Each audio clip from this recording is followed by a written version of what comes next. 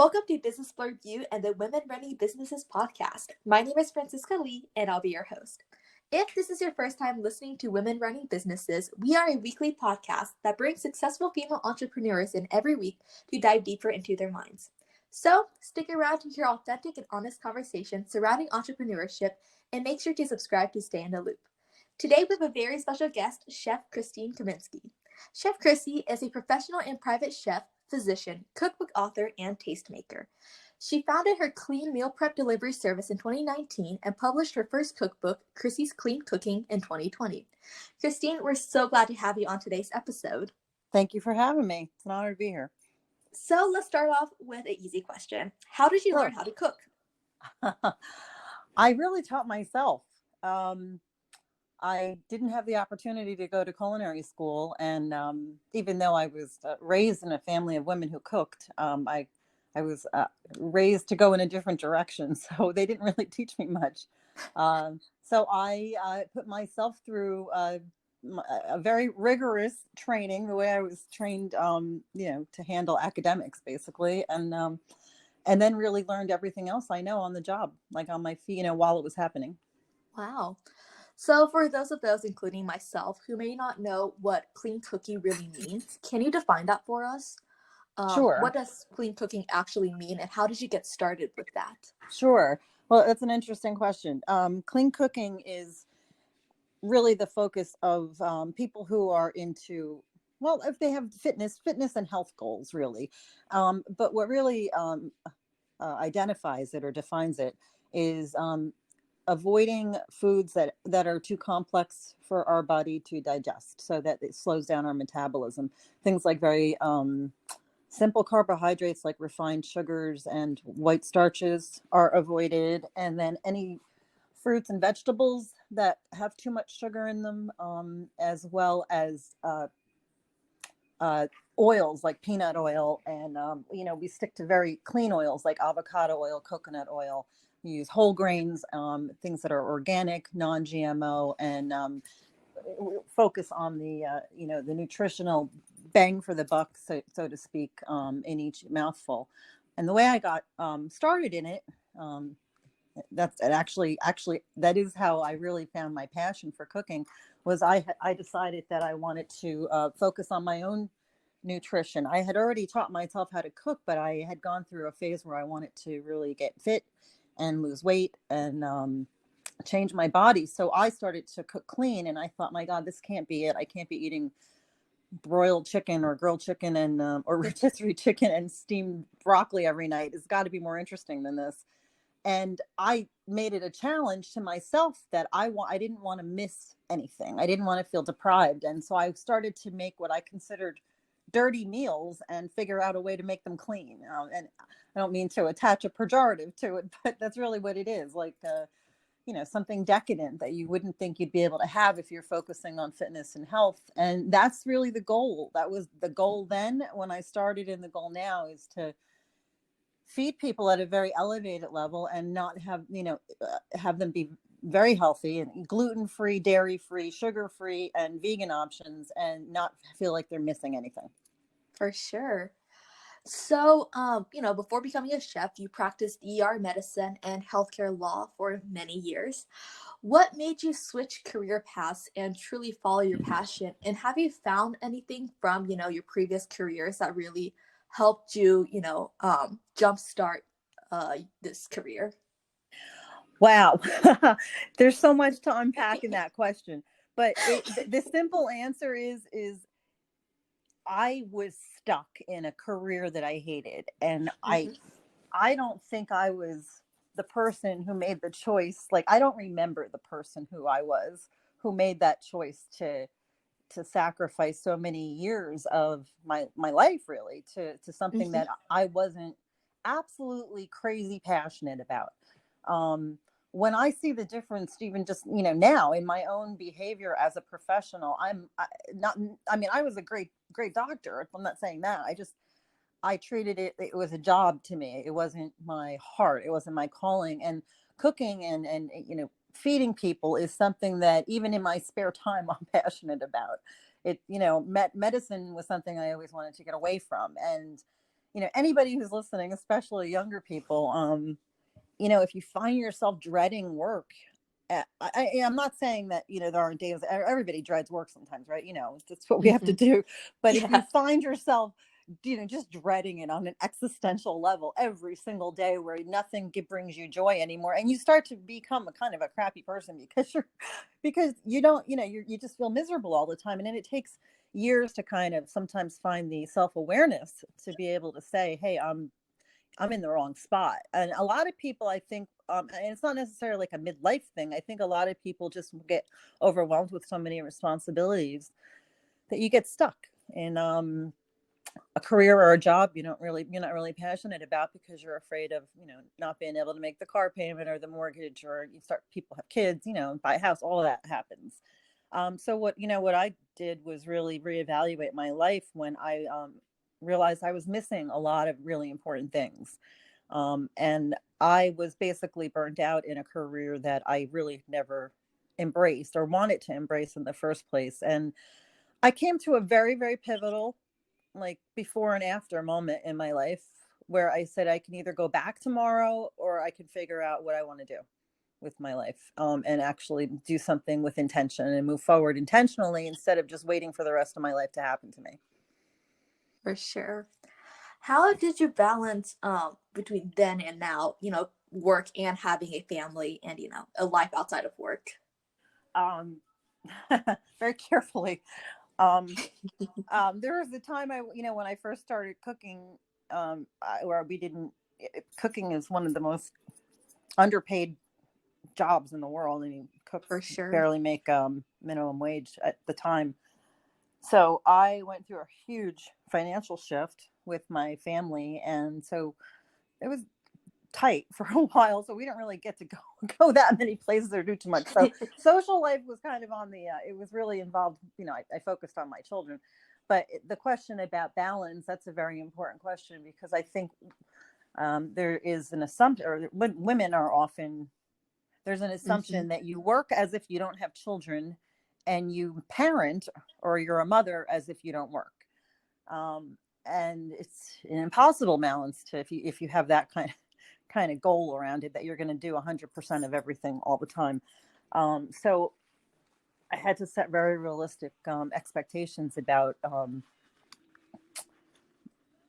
my availability, not but professionally, and keep very sacred boundaries around the time I needed to have with my children. I'm also a single parent, so you know with the kids' sports and school and things like that, I just had to, your priorities are your priorities, and that's how you handle it. But that doesn't mean you don't run out of time every day. For sure. It's such an important thing, especially as women, to, figure out how to balance everything in life and It's find that perfect I spot. I think I think that's, and I'm coming at this from a very positive place. I think that Hmm. it's under communicated to younger women, especially when you're in your 20s in grad school, in college or grad school. There's this illusion that you can have it all, and then somehow magically things fall into place, and it's very difficult. A lot of the old stereotypes and paradigms are still in place that I think that sometimes our society just falls victim to when labels get attached to things like wife, mother. And then all of a sudden roles shift, and you're like, wait, what happened? I'm still the same person. Why do I have two jobs, and I'm married to somebody who only has one? And it's so there's a lot of struggle. I'm realize we're talking about a podcast about women entrepreneurs. It's a significant, you have to stand firm and in your confidence and your belief that you're on the path that you're meant to be on, and protect it. And if it means asking for help and telling somebody, wait, no, you're not pitching in enough, or I need more help, that's what it means. Because otherwise you can get your identity, you can get lost in parenting.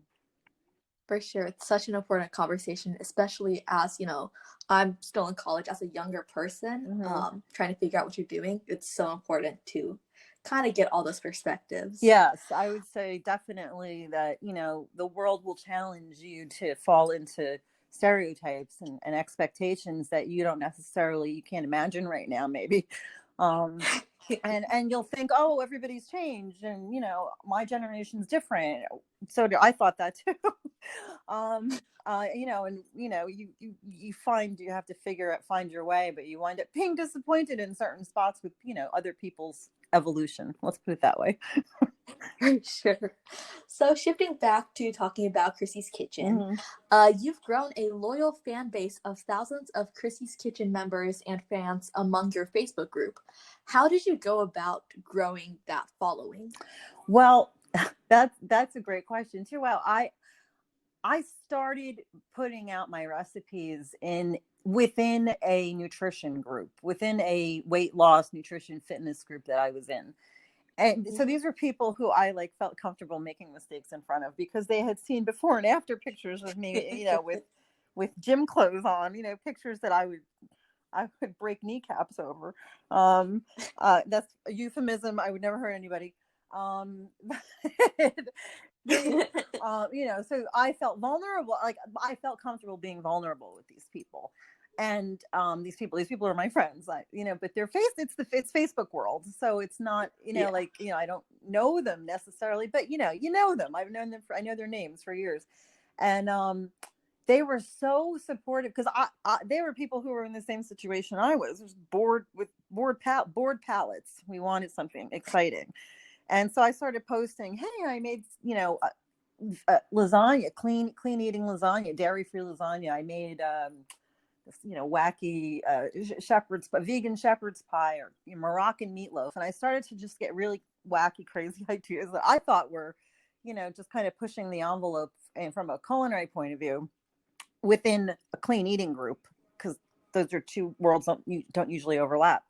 Right. And I got such great feedback, and because of those people, I started a Facebook group that became Chrissy's Kitchen, that became Chef Chrissy's Kitchen, and at the same time, concurrently, I started a website. And so my blog, it's not really a blog, it's just I post recipes, and then that turned into a cookbook. And I, kind of serendipitously, before the pandemic, before COVID, I started my own clean meal prep delivery business, which then developed over, as the pandemic happened.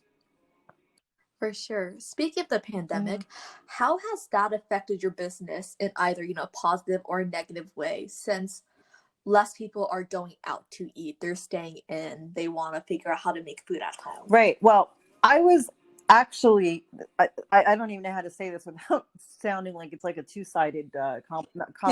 Like, I'm not, there's always a silver lining. Let's put it that way.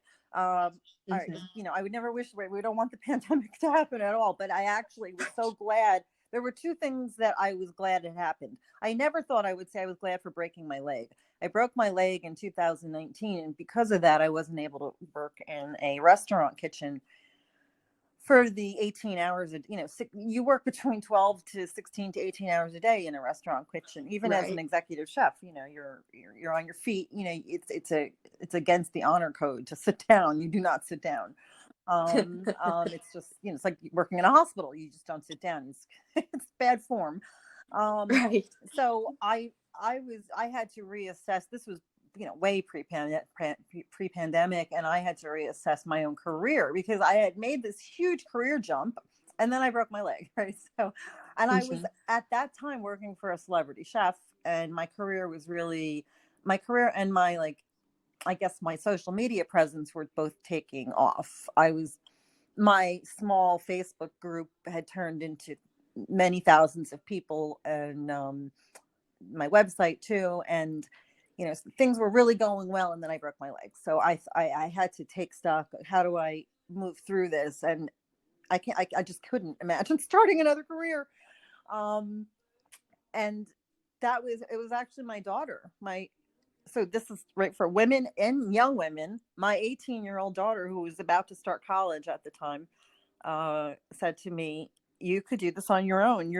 We know you're good enough. You have to just figure out a way to she said, let's figure out a way to do this."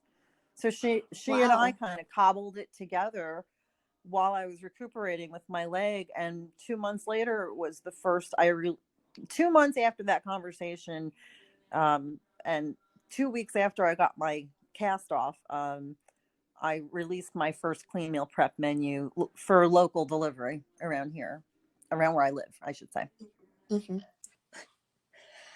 Yeah, so the clean meal prep delivery, how does that business model kind of work for you? Can you elaborate, like, Right. Well, kind of what that looks like? sure. And actually, it includes also, I should have added the other thing that my daughter and I had hammered out that summer over 2019 was providing personal and private chef services as well. So Mm, to basically bring the level at which I had been cooking for years, which is a very elevated, elegant level, the kind of meal you right. want to go out for, you look for.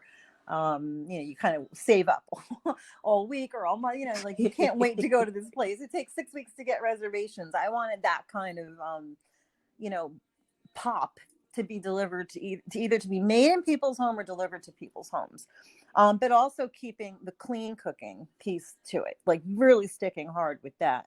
And so I developed a client base locally where I basically I put out a menu every week, and I have a core people contact me through my website, through Facebook, through Instagram, business cards, however, word of mouth.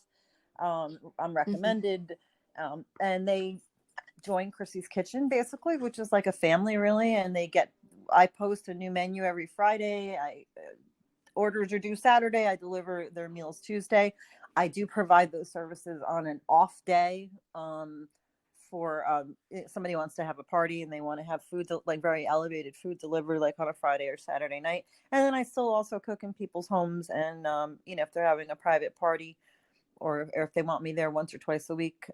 That aspect of it went down over COVID, and the meal delivery aspect spiked.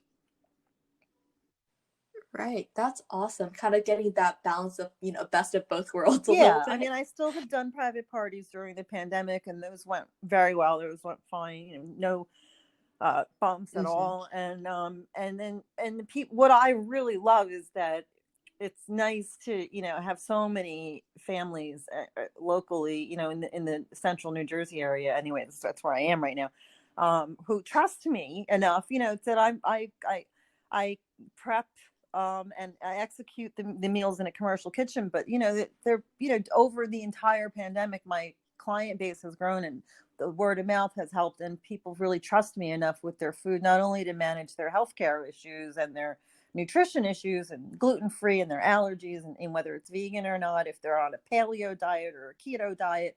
I take all of that into consideration, but they also trust me with the sanitation aspect, with the fact that I'm not only a trained physician, but I also trained with the safety aspects of food handling. Right. Right. So I think it's really cool that you collaborate with local businesses to source some of your Mm-hmm. ingredients. What made you think about doing that? Well, that's a model of most current chefs, young, I consider myself like this generation of chefs, whether they're 25 or 50. I'm For older, but sure. I'm in the current generation of chefs, and it's very important to a lot of us that our food sources are sustainable, not only sustainable, but that we're giving back to our local communities too, and that we support a lot of local businesses. So I was kind of trained that way when I came up through restaurant kitchens, that it was it didn't just sell better, it was also just better for everybody. Then we use local farms, and especially in New Jersey, I don't get a bad reputation, but it is the Garden State. We have so many farms, and we have access to the ocean, and it's on it's on, we have beaches, so we have like farm and fish, and we have livestock. There's people, this whole state is filled with that. So why would I not, why would I use a national supplier when I could use some, give the business to somebody local? And especially people who are entrepreneurs. For example, there's somebody locally who makes hummus, very clean, elevated, create awesome flavors, wonderful flavor profiles. And I've started to work her hummus into my meals, not just as part of, like, I don't know, a rainbow bowl or something like that, but as part of the base for sauces or um, different ways to incorporate really high quality proteins in the food. And there's local, people who, and I try to support, of course, female run businesses. So the woman who makes the hummus, and then there's somebody who grows microgreens. She started the business recently, over the last few years. So I make sure I buy her microgreens and really try to give back to this whole culinary community. Right, that's awesome. So other than, your meal prep delivery service and, your cooking, do you have any plans to expand your business to have other physical products or Chrissy's Kitchen branded Yes. products? I've been thinking about those for years, and different things have been in development or different phases of it. One was the cookbook, which I'm really proud of and happy to say we got out uh, in the beginning of the pandemic, actually, in April of 2020. And then I have a merchandise line too, which incorporates kind of the eat clean. We kind of have a whole eat clean, train dirty product line, Mm-hmm. um, and all the kind of accessories that go along with merch. But what I really want to do, and what I've been trying to focus on, are a few different things. The main thing is I get a lot of requests to have my food available elsewhere in the country. If I could ever figure out a way to make that happen, I would. I have looked into a few different options. It's not an easy mountain to climb, but I'm working through it. And then the other thing is I'm been known for my dressings are really popular. I'm very creative with different dressings, for whether they're for salads or for different types of poultry dishes, and I've thought about selling those commercially as well. Wow, that's Um, an incredible feat to get done we'll if see you're what able to happens. do that. I don't know. The logistics are more the problem than, the desire to do it is there. It's just the logistics and the capital. For sure. So have you ever considered opening your own Oh, restaurant? definitely. Yes. That's one of the other projects that's kind of like on the literal, actually, no pun intended, back burner. You knew I was going to say that, right? Back burner. Yeah. That's I've been working with somebody, also a local business owner, on the possible development of a property that's been empty for a while. So that's a possibility too. However, the flip side of that is I plan to in about 2 years to travel, and I would like to kind of cook my way around the world. So I'm not sure how much I want to physically be tied to someplace. True. Yeah. So have you gotten any offers to, have your own TV show? Yeah, I have had. Yes, yes. The short answer is yes. I have had opportunity. Well, I was asked right when my leg was getting better. I was asked to be on Guy's Grocery Games, and I wasn't able to make that happen because of the timing. But the other uh oh, I'm losing my word. Sorry. The other opportunity that I have is actually a possible reality show that I was approached about recently to possibly film over the summer. I don't know if it's going to happen or not, but that would be exciting. Oh my God, that is so Yeah. cool. So, fun question. What's your favorite food to make? Or your favorite food to eat? Oh wow. I don't know, those are two completely different answers. Um, Or answer my both. favorite food to eat, like if I was like dying wish, Oreos. Period. End of story. Um, um, but my favorite like food to eat or to cook and to eat. Actually, I love getting creative with salmon, and on one of my I have two kind of or three actually really well-known recipes. One for salmon and two that are chocolate related. Even though I'm not a pastry chef, um, uh, so one of them is a caramelized salmon. It's really pretty awesome. It's got like a brown sugar, but it's made with honey and a crust on it. Basically, it's caramelized, almost like think of a creme brulee, so kind of a crusty outside, but really tender inside, that I make with a strawberry jalapeno salsa over whipped parsnips.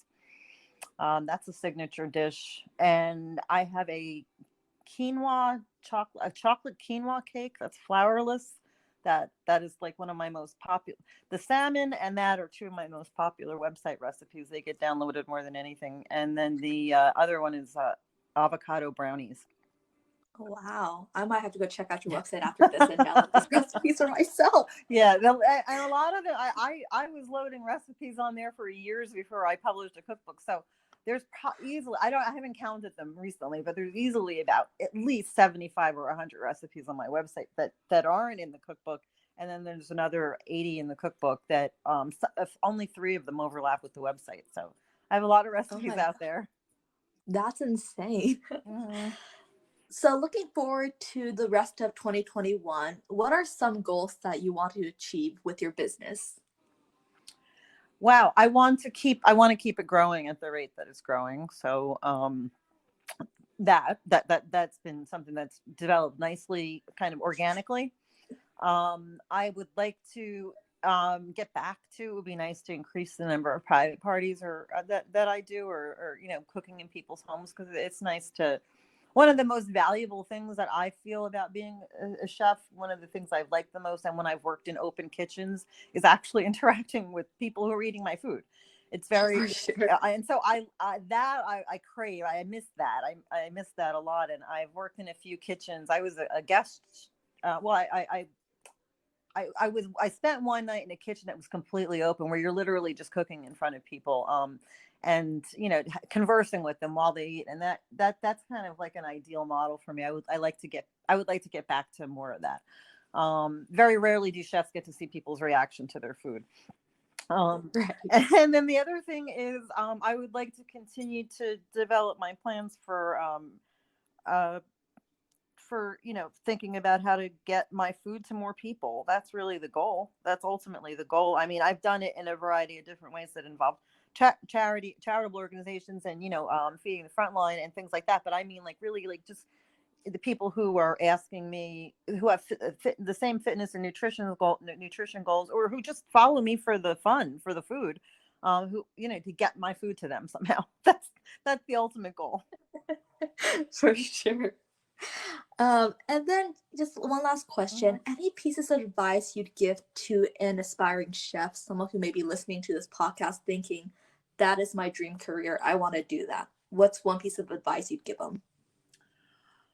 Um, wow, it's the advice that I actually thought about last week when it was International Women's Day last week, Yeah.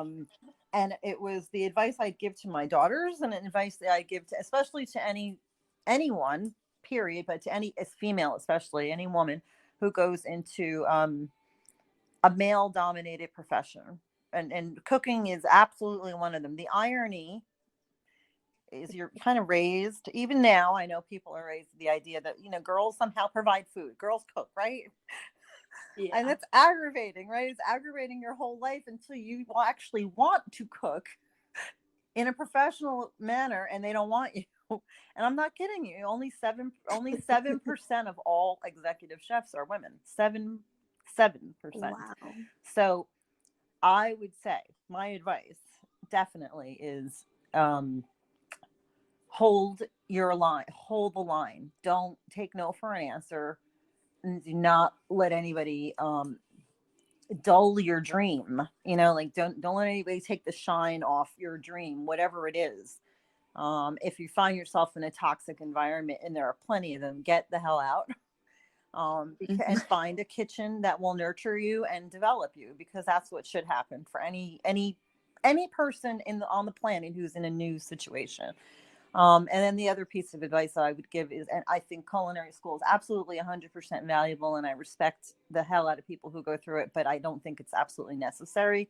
I think I think if you have it in your heart and you have the talent, it's not like medicine, where you actually do have to go to medical school to be able to develop the skills to do it. You can find a way to do it without maybe taking on the financial burden of culinary school. For sure. That is some great pieces of advice. And with that, I think this is a great place to end the episode. Christine, thank you so much for sharing with us what it's like being a chef and running a meal prep service. Everything that you're doing and everything you're planning on doing is so, so cool. Thank you. And for our listeners, make sure to tune back in next week to Women Running Businesses.